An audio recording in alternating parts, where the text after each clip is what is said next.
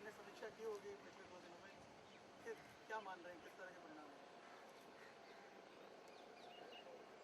हैं? लोकतंत्र में जनता का निर्णय अंतिम होता है और सभी ने उसे नम्रतापूर्वक स्वीकार करना होता है।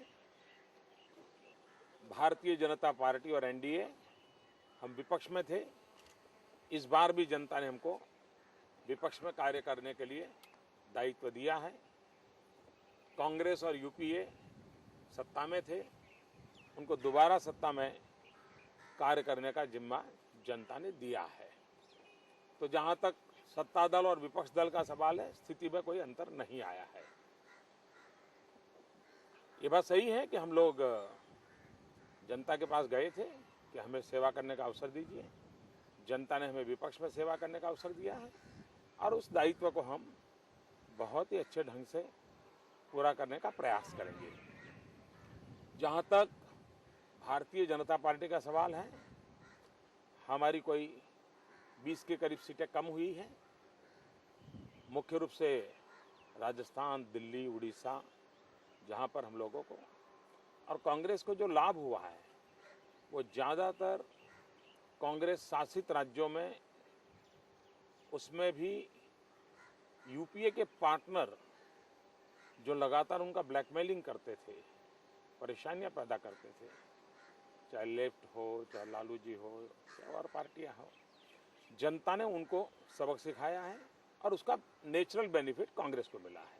तो ये इसके कारण कांग्रेस की सीटें at the cost of UPA partners उनको मिली हैं। बीजेपी का जो लॉस हुआ है वो राजस्थान में हम अभी चुनाव नतीजे आए थे तो उसका इम्पैक्ट होना बहुत स्वाभाविक है। नई सरकार है, दिल्ली में अभी नई सरकार बनी है तो उसका इम्पैक्ट होना स्वाभाविक है। जहाँ तक गुजरात का सवाल है, हमारी सीटें भी बढ़ी हैं और कांग्रेस के बड़े बड़े दिग्गज लोग पराजित हुए हैं और 5 सीटें ऐसी हैं जो सिर्फ 10,000 के उससे हम हारे हैं, 10,000 से भी कम वोटों से हारे हैं। 2 सीटें ऐसी हैं कि जो हम 10,000 से कम से जीते हैं।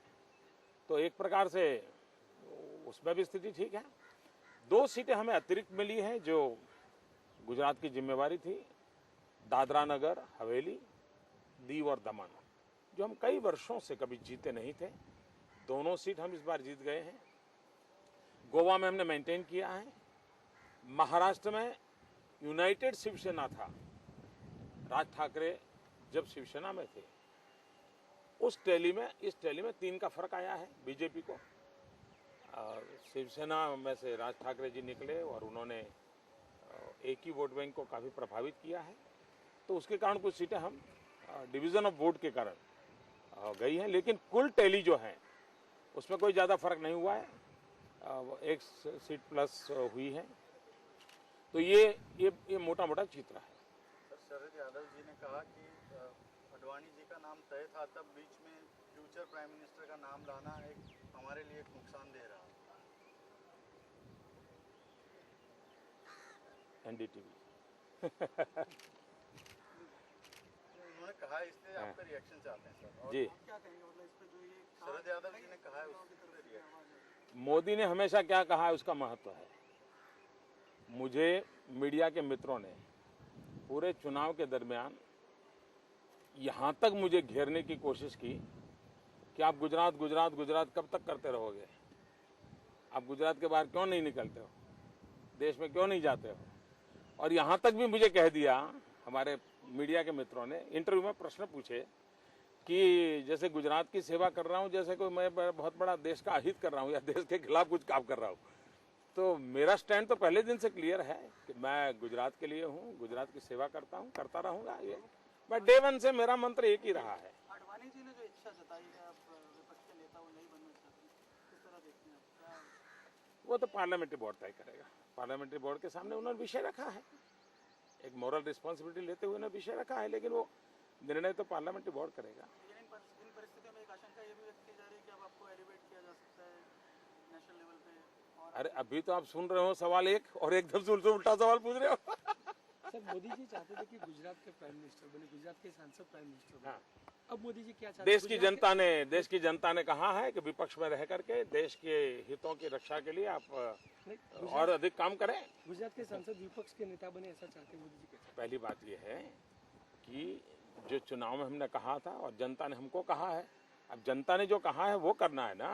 यानी विपक्ष के नेता की बात मैंने यही कहा ना, और उसके विषय में उन्होंने पूछा, मैंने जवाब दिया। भाई आप बेकार में किस तरह देखें फ्यूचर आप अपना? देखिए, there is no full stop in politics, number one. और अपना फ्यूचर मतलब आप बीजेपी का पूछ रहे हैं ना?